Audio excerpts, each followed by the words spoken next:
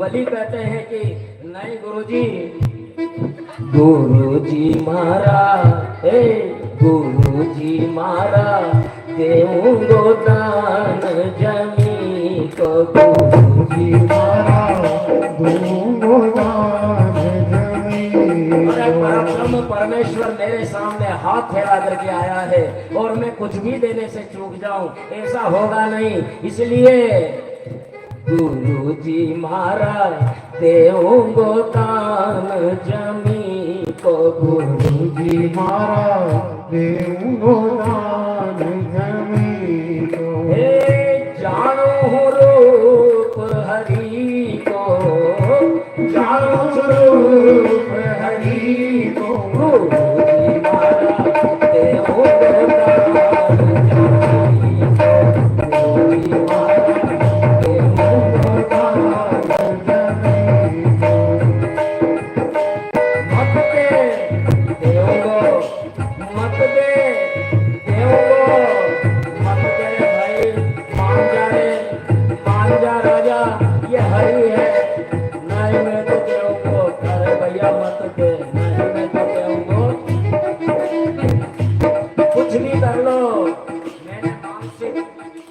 मानसिक संकल्प कर लिया है और मैं ये दान दे करके रहूंगा।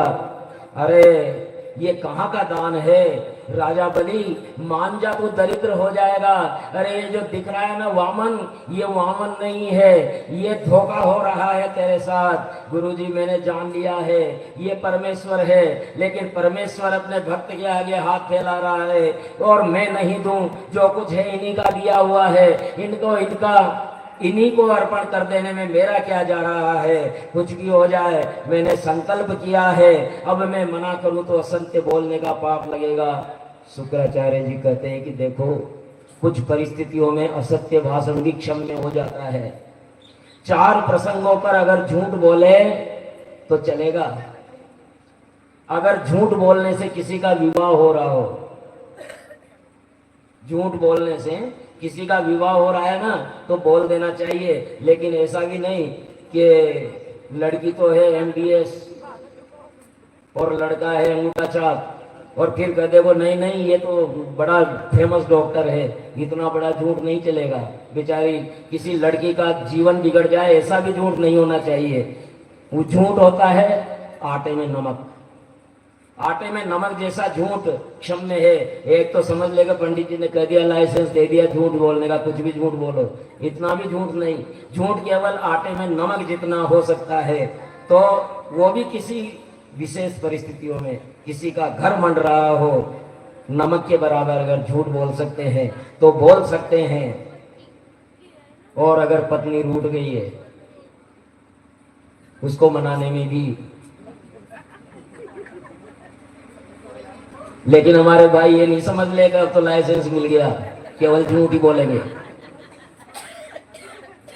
आटे में नमक वाला सूत्र हमेशा ध्यान रखना, केवल नमक वाली सूत्र चलेगा। ऐसा नहीं कि नमक की पोने लग जाओ, नमक की नहीं पोनी है, आटे में नमक जितना चल सकता है वो भी मनाने के लिए, और मान जाने के बाद बता दो कि मैं तो मजाक कर रहा था। तो पत्नी को विनोद में झूठ बोल सकते हैं। और अगर प्राण संकट में पड़ गए हो, प्राण संकट में पड़ गए हो और झूठ बोलने से अगर प्राण बच रहे हो अपने या किसी और के भी, तो फिर वहां झूठ बोलना ठीक है। धर्म की रक्षा के लिए अगर झूठ बोलने से धर्म की रक्षा हो रही है तो वहां भी झूठ बोला जा सकता है। गाय, साधु, संत, तपस्वी, ब्राह्मणों की रक्षा हेतु यदि असत्य भाषण किया जाए, समझना, गाय, ब्राह्मण, संत, धर्म, इनकी रक्षा के लिए अगर असत्य भाषण, भले नमक की भी पौनी हो तो पौधो वहां, तो धर्म की रक्षा सबसे प्रमुख है। धर्म बचेगा तो हम बचेंगे। धर्मो रक्षति रक्षिता, धर्म की रक्षा करेंगे तो रक्षा किया हुआ धर्म हमारी भी रक्षा करेगा। लेकिन हम धर्म की अवहेलना करेंगे तो फिर धर्म नहीं बचेगा, तो हम कहाँ बचेंगे। जैसे अफगानिस्तान में नहीं बचे, पाकिस्तान में नहीं बचे, कश्मीर में नहीं के बराबर है, बांग्लादेश में हालत खराब है, वहां धर्म की रक्षा नहीं कर पाए हम।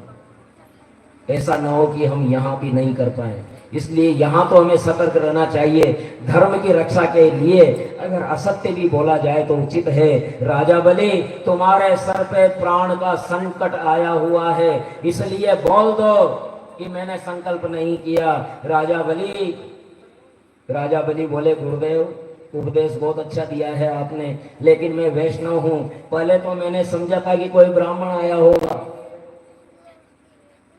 कोई ब्राह्मण बालक भिक्षा लेने के लिए आया है, लेकिन आपने बता दिया कि साक्षात विष्णु आए हैं, तो फिर अब तो मैं चूकूंगा नहीं। कुछ भी हो जाए मैं सर्वस्व अर्पित कर दूंगा, लेकिन मैं अपना संकल्प नहीं छोड़ूंगा। शुक्राचार्य कहते हैं, तीसरा चरण रखने के लिए जमीन भी नहीं बचेगी तेरे पास, फिर क्या करेगा। और दान न देने के कारण तू नरक में जाएगा। उसने कहा कि अगर भगवान को दान देते वक्त अगर मैं नरक में जाता हूं तो मुझे मंजूर है, मुझे नरक का भय नहीं है। पाप करके नरक में जाने से अच्छा है कि मैं भगवान को खुश दे करके नरक में चल जाऊं।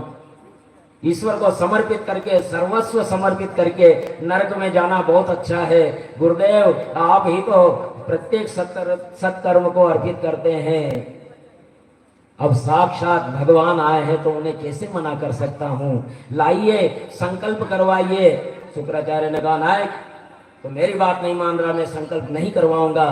तो वामन भगवान ने कहा कि अरे मैं भी तो ब्राह्मण हूं, मैं करवाता हूं संकल्प। ले झारी में से जल, झारी में से जल लेने लगे तो शुक्राचार्य जी नली में जा बैठे। नली में जा बैठे, पानी नहीं आ रहा, तो उन्होंने आसन से कुशा का सूत्र निकाला और उसमें कहे साफ कर ले, कचरा आ गया। जैसे ही डाला नली में, शुक्राचार्य जी का एक बाजार बंद हो गया और बाहर निकल करके कहते हैं कि अरे बाहर डाला रे, यज्ञ करते हाथ जले हैं। और जल आया और संकल्प लिया और भगवान नापने लगे, अपने विराट रूप लेने लगे, विराट रूप लेने लगे। और इस प्रकार भगवान ने वामन से विराट हो गए हैं। संकल्प पूर्ण होते ही वामन का विराट हो गया। नदेशो नाड़े सुशीला नखेशु बुद्धावजं जेव गणामृषिंच प्राणेषु गात्रे स्थिरजंगमानि प्राणेषु सर्वाणि भूतानि ददर्श वीर। भगवान ने विराट रूप धारण कर लिया है और उस विराट रूप में सारी नदियां और नाड़ी के रूप में सारी नदियां थी और शिला जो पर्वत थे वो भगवान के नाखून थे। और इस प्रकार सारा ब्रह्मांड, सारे ऋषि मुनि देव गंधर्व सब भगवान के उस शरीर में थे। और इस प्रकार मधुव्रतस्राग्वनमालयावतो रराज राजन् भगवानुक्रमम् क्षितिं पदेकेन बले विचक्रमे नभ शरीरेण दिशश्च बाहु। भगवान ने विराट रूप ले लिया है और भगवान ने इस धरती को एक पैर में नाप लिया और बाहुओं से आकाश को नाप लिया। पदम द्वितीय क्रमतस्त्रिविष्टप, और दूसरे पद से सराचर को नाप लिया। तीसरा पैर रखने के लिए जगह नहीं बची। भगवान ने वनमाला धारण की हुई थी, विराट रूप में बड़ी शोभा हो रही थी। समस्त देव गंधर्व जय जयकार पुष्प वृष्टि कर रहे थे। एक चरण से समस्त पृथ्वी, शरीर से आकाश, भुजाओं से दिशाएं घेर ली। द्वितीय चरण से ब्रह्मलोक तक पहुंच गए। ब्रह्मा जी ने आकाश गंगा से भगवान का चरण धोया, आकाश गंगा से भगवान का चरण धोया, और भगवान के चरण से वो निकला हुआ जल आज गंगा जी के रूप में हमारे धरती पर है। बोलिए गंगा मैया की।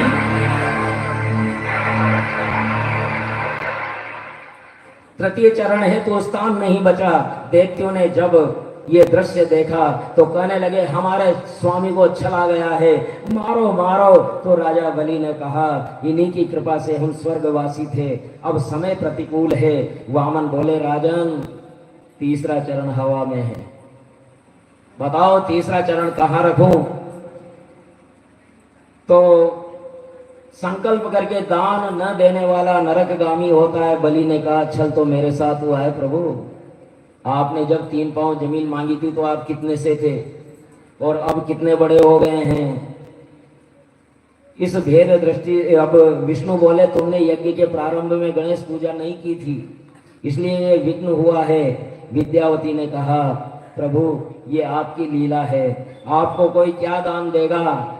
मेरे पति ने अभिमानवश कहा कि मैं दे रहा हूं, और अब भी कह रहे हैं कि मैंने दिया है, आपको कोई दे नहीं सकता। इसलिए प्रभु इसका अभिमान तोड़ा आपने, आपकी कृपा है। और इस प्रकार अपना मस्तक करते हैं, प्रभु मेरा मस्तक अभी है। भगवान उसके मस्तक पर चरण रखते हैं और कहते हैं कि मांग, क्या मांगता है? प्रभु आप मेरे द्वारपाल हो जाओ। भगवान उसे रसातल का राज देते हैं। रसातल यानी आज की अमेरिका, आज की अमेरिका रसातल है। रसातल का राज देते हैं और वहाँ भगवान द्वारपाल बन जाते हैं। और जब देव उठते हैं ना, देव उठनी एकादशी को तंदन पे जाती है, वहाँ भैया को राखी बांधती है बलि को, और रक्षाबंधन की भेंट में मांगती है तेरे जिया जी को दे दे। तब देव उठते हैं, तब भगवान को लेकर के द्वारका वृंदावन में आती है, वैकुंठ में आती है। इस प्रकार ये भगवान वामन की कथा। बोलिए वामन भगवान की। और फिर इसके बाद मत्स्यावतार की संक्षिप्त कथा आती है कि द्रविड़ देश के राजा ने किस प्रकार से मत्स्य भगवान के दर्शन किए थे। वो संध्या वंदन करते थे। एक दिन उनकी अंजलि में मत्स्य आ गई, मत्स्य का बच्चा छोटा सा, और वो कहते हैं कि मुझे नदी में मत छोड़ो, बड़े बड़े मत्स्य मुझे खा जाएंगे। घर पे ले आए, बड़े बर्तन में रखा तो उस बर्तन के बराबर हो गए, तालाब में रखा तो तालाब के बराबर हो गए, नदी में रखा तो नदी में के बराबर हो गए। फिर वो जाने लगे तो कहा कि मुझे कोई खा जाएगा, मोहित हो गए। आखिरकार प्रलय का जल आता है, वही मत्स्य आते हैं, उनकी सींग पर वो अपनी नाव को बांधते हैं और सारे वेदों को, बीजों को लेकर के उसमें बैठते हैं। इस प्रकार मत्स्यावतार की कथा आती है। फिर आती है अम्बरीश की कथा। अम्बरीश द्वारकाधीश जो राजसमंद जहां है, वहां द्वारकाधीश का बड़ा मंदिर है। वही ये अम्बरीश जी के इष्ट देव हैं और ये एकादशी का व्रत करते थे। एकादशी, अब आजकल तो एकादशी का मतलब हो गया कि एक दिन पहले से शुरू हो जाता है। कल एकादशी का व्रत है भाई, आज धाप करके खा लो। कल एकादशी है, अच्छे से खा लो। आज तो अच्छा कुछ लड्डू बाटी, दाल बाटी कुछ बना लो ताकि अच्छे से पेट भर जाएगा। कल फिर एकादशी है, फिर एकादशी का दिन उगार, फिर कहेंगे कि अरे आज तो एकादशी है, लोग क्या दूध मलाई कुछ मिश्री मावा वगैरह लाए थे ना कल, तो सवेरे से खाना शुरू होता है रात तक, और फिर शाम को पारने के नाम पे भी दुनिया भर के पकवान। और फिर ये तो एकादशी क्या द्वादशी की दादी हो गई। लेकिन अम्बरीश ऐसी एकादशी नहीं करते थे। वो बड़े नियम से करते थे। एक दिन पहले से एकादशी शुरू होती है, यानी 10वीं से ही व्रत शुरू हो जाता है। एकादशी को पूर्ण विराम भोजन को शाम को कुछ फलाहार अल्पाहार पारने के रूप में, और अगले दिन द्वादशी का अतिक्रमण न हो उस समय पारना, इस प्रकार से एकादशी करते थे। एक दिन वो सवेरे पारना की तैयारी कर रहे थे कि दुर्वासा ऋषि आ गए। दुर्वासा ऋषि आए तो कह रहे महाराज बहुत बहुत कृपा की आपने, बहुत अच्छा किया, लो आओ पारना करो। नहीं हम तो नहाने। दुर्वासा ऋषि किसी भी पुराण में कहीं भी आते हैं ना तो आते ही नहाने चल जाते हैं। द्रौपदी के यहाँ भी गए थे ना, तो द्रौपदी ने कहा भगवान भोजन कर लो, कि नहीं हम नहा करके आते हैं। और यहाँ भी दुर्वासा आए तो कहा हम नहा करके आते हैं। नहाने चले गए। अब द्वादशी का अतिक्रमण होने वाला था और पंडितों से पूछा क्या करूं, मेहमान आए हुए, अतिथि आए हुए हैं, उनके बिना मैं पारना कर नहीं सकता। तो कहा कि तुम तुलसी चरणामृत ले लो, तुम्हारा पारना भी हो जाएगा और अतिथि का सम्मान भी रह जाएगा। तब उन्होंने तुलसी चरणामृत लेकर के और पारना कर लिया। दुर्वासा आए तो तूने मेरे बिना कैसे पारना कर लिया, और उन्होंने कृत्या पैदा की, कृत्या छोड़ी, लेकिन इधर सुदर्शन चक्र बीच में आ गया। सुदर्शन चक्र आगे पीछे पीछे, दुर्वासा आगे आगे, 3 लोग 14 भवन में घूम गए, लेकिन सुदर्शन चक्र नहीं मिटा। यहाँ तक कि ब्रह्म लोक विष्णु लोक सभी जगह चले गए। विष्णु भगवान से कहा कि अरे तो आपका ही चक्र है कि, लेकिन आज ये मेरी बात नहीं मानेगा। जिसका अपराध किया है उसी की शरण में जाओ। तब परीक्षित की शरण में आए। परीक्षित ने सुदर्शन की बड़ी प्रार्थना की और सुदर्शन की कृपा हुई और दुर्वासा की कष्ट निवृत्ति हुई। बोलिए अम्बरीश भगवान की। इक्ष्वाकु वंश में मामदाता और सौवरी ऋषि की कथा आती है और उसी में सत्यवादी हरिश्चंद्र की भी कथा आती है। राजा सगर हुए थे और राजा सगर के 60,000 पुत्र थे। उन्होंने बड़ा भारी यज्ञ किया था और उसका जो अश्वमेध यज्ञ किया था ना, तो उसका घोड़ा छोड़ा। इंद्र ने सोचा कि शायद ये मेरी पदवी छीनना चाहते हैं, इंद्र पद को छीनना चाहते हैं सगर, इसलिए ये यज्ञ कर रहे हैं। तो उन्होंने घोड़ा चुरा दिया, चुरा करके और कपिल मुनि के आश्रम में गंगा सागर बांध दिया। अब सगर के 60,000 पुत्र घोड़े को ढूंढते ढूंढते, नाखूनों से खरोचते खरोचते और वहां गंगा सागर पहुंच गए जहां समुद्र है। और वहां जाकर के घोड़े को बंधा हुआ देखा तो 60,000 सगर पुत्र वहां जाकर के, अरे देखो कैसा ढोंगी है, हमारा घोड़ा चोर करके ले आया और यहाँ ढोंगी की तरह यहाँ बैठा हुआ है, ढोंगी की तरह यहाँ बैठा हुआ है। और अब देखो, बोलिए वृंदावन बिहारी लाल की। केवल हाथ ही खड़े करने क्या, बोलने नहीं है क्या? बोलिए वृंदावन बिहारी लाल की। हाँ, हम यहाँ मुट्ठी पर लोग हैं, लेकिन इतनी आवाज आ सकती है जब 60,000 सगर पुत्र एक साथ चिल्ला रहे होंगे, ये चोर है, चोर है, हमारा घोड़ा चोर करके ले आया है और यहाँ ढोंगी की तरह तप करते हुए बैठा है। इस कोलाहल से ऋषिवर की समाधि टूट जाती है और जैसे ही आंखें खुलती है, ज्वाला निकलती है, ऐसी भयंकर ज्वाला निकलती है कि वो भस्म हो जाते हैं 60,000 सगर पुत्र। 60,000 सगर पुत्र भस्म की ढेरियां बन जाते हैं और अंशुमान होते हैं। अंशुमान आकर के देखते हैं, कपिल मुनि के चरण पकड़ते हैं, प्रभु हमारे पूर्वजों से बड़ा अपराध हो गया, क्या करें? कपिल मुनि ने कहा कि देखो इसमें मेरा वश नहीं है, मैं ध्यान में था और ध्यान भंग होता है तो कष्ट होता है और उसी कष्ट से वो जल करके भस्म हो गए। तुम जाओ, ये घोड़ा तुम्हारा ही है, इसे इंद्र चोर करके लाया था, ले जाओ यज्ञ पूर्ति करो। और लेकिन मेरे पितरों का क्या होगा प्रभु, ये तो बताओ कि तुम्हारे पितरों का अब कुछ नहीं हो सकता। अगर गंगा जी इस धरती पे आ गई तो कुछ हो सकता है, और नहीं तो और कोई चांस नहीं है इनके उद्धार होने का। अंशुमान पिता के पास गए, यज्ञ की पूर्ति हुई और अंशुमान हिमालय में चले गए तपस्या करते हुए, तपस्या करने के लिए तपस्या करते रहे। बड़ी बड़ी भयंकर तपस्या की। अंशुमान मर गए, लेकिन गंगा जी नहीं आई। उनके पुत्र दिलीप ने भी फिर तपस्या की, इतनी तपस्या की, दिलीप जी का देह खत्म हो गया, लेकिन गंगा जी नहीं आई।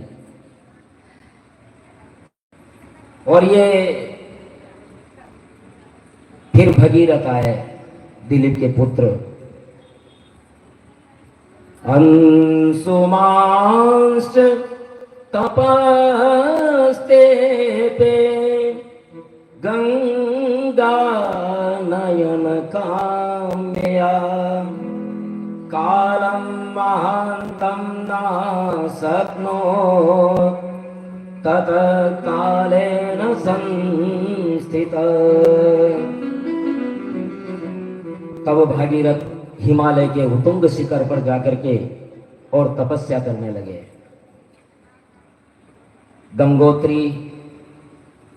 गंगोत्री से आगे गौमुख, और गौमुख के आगे गौरी शंकर पर्वत। गौरी शंकर पर्वत यानी गंगोत्री वो स्थान है जहां भागीरथ ने गंगा आनयन कामना के कारण तपस्या की थी। भागीरथ हिमालय के उत्तुंग शिखर पर जाकर के तपस्या करने लगे और प्रार्थना करने लगे, गंगा तेरी महिमा अपरंपार, हर हर गंगे हर हर गंगे हर हर गंगे हर हर गंगे, गंगा मैया गंगा मैया गंगा मैया, गंगा तेरी महिमा अपरंपार, हर हर गंगे हो मैया हर हर गंगे, गंगा मैया गंगा मैया गंगा मैया, गंगा तेरी महिमा अपरंपार, हर हर गंगे हर हर गंगे, जो भी तेरी शरण आए कर दे तू उद्धार, हर हर गंगे हर हर गंगे। गंगा मैया गंगा मैया गंगा मैया, ये पहाड़ी रास्ते काल कोट घासते, ये पहाड़ी रास्ते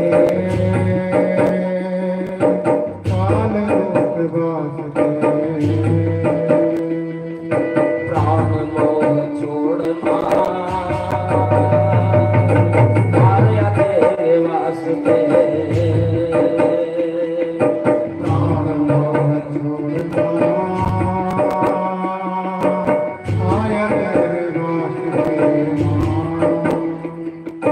ये पहाड़ी रास्ते काल कोट भासते, प्राण मोह छोड़ आया तेरे वास्ते, प्राण मोह छोड़ आया तेरे वास्ते, तेरा नाम खोलता है स्वर्ग वाले द्वार, हर हर गंगे हर हर गंगे हर हर गंगे हर हर गंगे, गंगा मैया गंगा मैया गंगा मैया गंगा तेरी महिमा अपरंपार, हर हर गंगे हर हर गंगे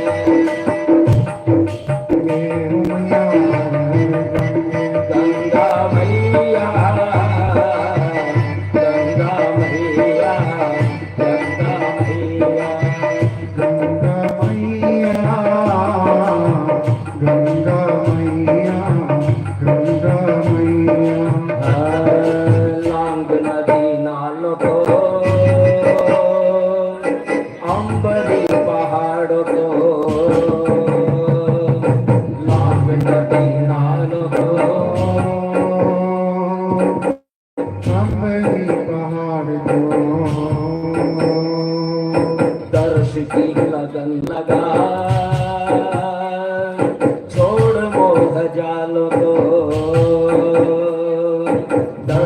की लगन लगा, छोड़ मोह जाल को, लांग नदी नाल को, अंबरी पहाड़ को, दर्श की लगन लगा, छोड़ मोह जाल को। देखो मैं अब गंग का अवतार, हर हर गंगे, हर हर गंगे, हर हर गंगे मेरी मैया, हर हर गंगे, गंगा मैया, गंगा मैया, बोलिए गंगा मैया की हरि बोल।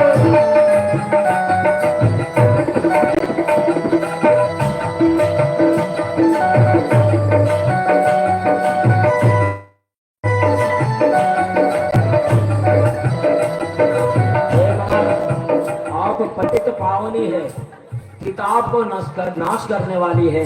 हे माँ गंगे, मात पतित पावनी, ताप त्रय नशावनी,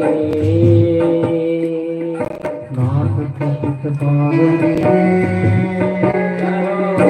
ताप त्रय नशावनी, तन मन को शुद्ध करे, मुक्ति मुक्ति दायनी, तन मन को शुद्ध करे, मुक्ति मुक्तिदायिनी माँ। मात पतित पावनी, ताप त्रय नशावनी, तन मन को शुद्ध करे, मुक्ति मुक्ति दायनी, सुर नर मुनियों में गाए तेरे गुण अपार, हर हर गंगे, हर हर गंगे, हर हर गंगे मैया, गंगा मैया, गंगा मैया, गंगा मैया।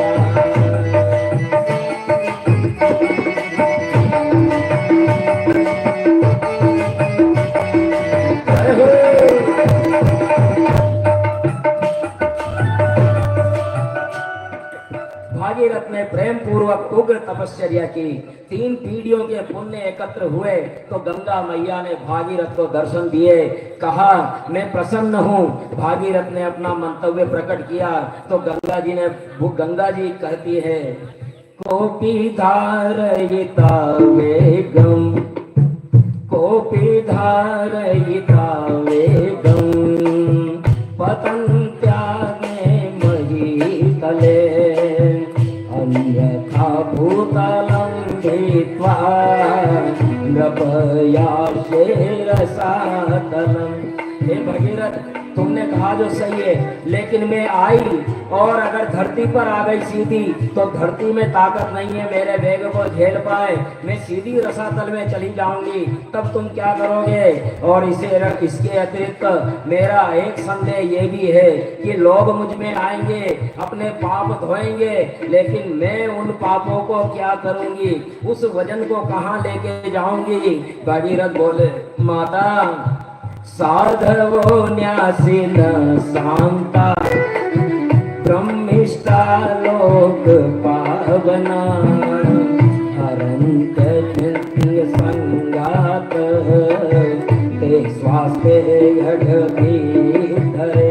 माँ, तेरे धारा में पापी लोग आएंगे, पाप छोड़ेंगे, लेकिन जब कुंभ भरेगा ना, तब सिद्ध महात्मा संत पुरुष निष्काम कर्मयोगी भी आएंगे, और वो जब तुम्हारी धारा में डुबकी लगाएंगे तो तुम्हारे सारे पाप नष्ट हो जाएंगे। ये संतों का प्रभाव है। संत जब तुम्हारी धारा में डुबकी लगाएंगे तो तुम्हारे पाप नष्ट हो जाएंगे। वो चिंता मत करो। और मैं मुद मंगलमय संत समाज, मुद मंगलमय संत समाज, जय जग जंगम तीरथ राज, जय जगदम्ब तीरथ राम। उन महात्माओं के चरण से, उस महात्माओं के स्पर्श से आपके सारे पाप मिट जाएंगे। और रही वेग मोड़ने की बात, तो वेग रोकने की बात है तो आप वो भी चिंता न करें। धारयिष्यति ते वेगम रुद्रस्त्वात्मा शरीरिणः यस्मिन् मनोद्वेगं प्रोक्तं विश्वं सातीव तन्तुषु। आप चिंता न करें, मैं रुद्र को तैयार करता हूँ। और भागीरथ शिव की प्रसन्नता के लिए करने लगे हर हर महादेव शंभो काशी विश्वनाथ गंगे। हर हर महादेव शंभो काशी विश्वनाथ गंगे। काशी विश्वनाथ गंगे हर हर महादेव शंभो। काशी विश्वनाथ गंगे हर हर महादेव शंभो।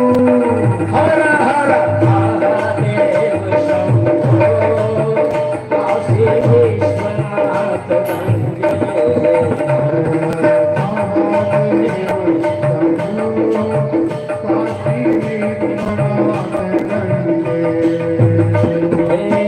तव तत्त्वं न जानामि कीदृशोऽसि महेश्वर यादृशोऽसि महादेव तादृशाय नमो नमः। कर्पूरगौरं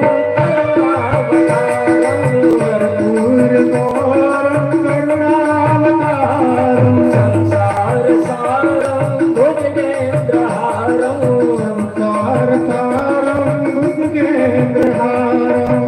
सदा वसन्तं हृदयारविन्दे।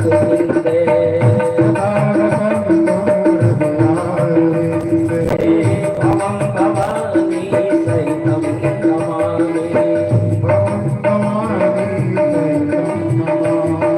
महादेव शंभो काशी विश्वनाथ गंगे। हर हर महादेव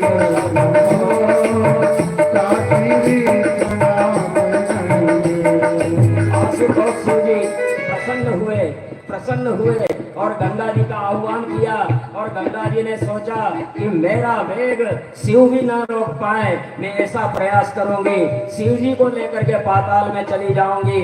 और गंगा जी को बुलाने के लिए शिव जी ने जटा फैला ली और कहा, हे गंगे। भोलेनाथ ने जटा फैला दी, आ जाओ गंगे आ जाओ। और गंगा जी पूरे वेग से ब्रह्म लोक से उतरती है और भारी भरकम प्रवाह के साथ में इस तरह से आती है जैसे भोलेनाथ को डुबो देगी, लेके चली जाएगी।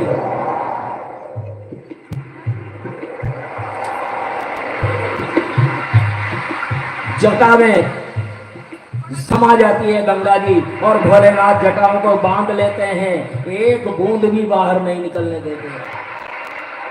गंगा जी घबरा जाती है, दम घुटने लगता है और भगीरथ बेचारे हाथ जोड़े रह जाते हैं।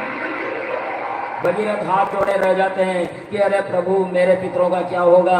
वहां से आई और यहाँ लटक गई गंगा जी। गंगा जी को छोड़ो प्रभु। फिर गंगा जी 3 धारा में भोलेनाथ अपनी जटा से छोड़ते हैं। एक धारा पड़ती है बद्रीनाथ सुमेरु पर्वत पर, जो अलकनंदा के रूप में बद्रीनाथ के चरण छूते हुए आती है। दूसरी धारा पड़ती है, दूसरी धारा वही गंगोत्री में, और तीसरी धारा केदार पर्वत पर केदारेश्वर में। तीनों धाराएं आकर के देवप्रयाग में मिलती है। आगे आगे शंख बजाते हुए भागीरथ चलते हैं, पीछे पीछे गंगा जी आती है और गंगा जी आखिर कपिल आश्रम पर आती है, गंगा सागर जहाँ है, और वहां आकर के 60,000 सागर पुत्रों को स्पर्श करती है और दिव्य रूप में वो खड़े हो जाते हैं सागर पुत्र। और सागर पुत्र प्रार्थना करते हैं, हे माँ आप धन्य है ब्रह्मलोक वासिनी। वासिनी ब्रह्मलोक वासिनी शिवजटा प्रवासिनी विष्णुपदी गंगमा सदर पुत्र तारिणी विष्णुपदी गंगमा सदर पुत्र तारिणी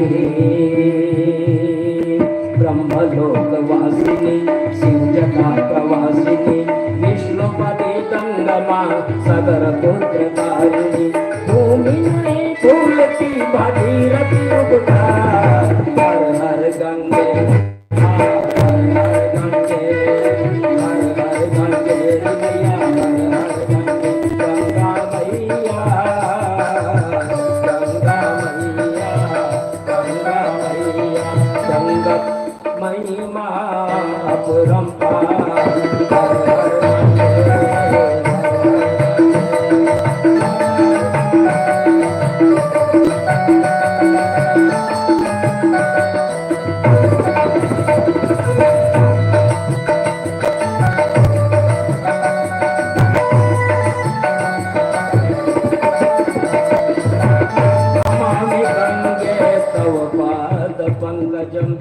नमामि गंगे तव पाद पंकजम सुरासुरे वंदित दिव्य रूपम मुक्तिं च मुक्तिं प्रददासि नित्यं भावानुसारेण सदा नराणां हर हर महादेव शंभो काशी विश्वनाथ गंगे हर हर महादेव शंभो काशी विश्वनाथ गंगे बोलिए गंगाधर भगवान की हर हर गंगे हर हर गंगे हर हर गंगे मैया हर हर गंगे गंगा मैया गंगा मैया गंगा मैया गंगा मैया गंगा मैया गंगा मैया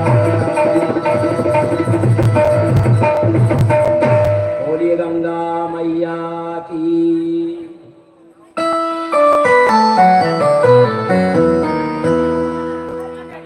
इस प्रकार गंगा मैया के अवतरण की एक कथा आती है और इसके बाद इक्ष्वाकु वंश में भगवान राम 4 अंशों में अवतार लेते हैं और भागवत में ये कथा राजा जनक के यहाँ स्वयंवर से प्रारंभ होती है।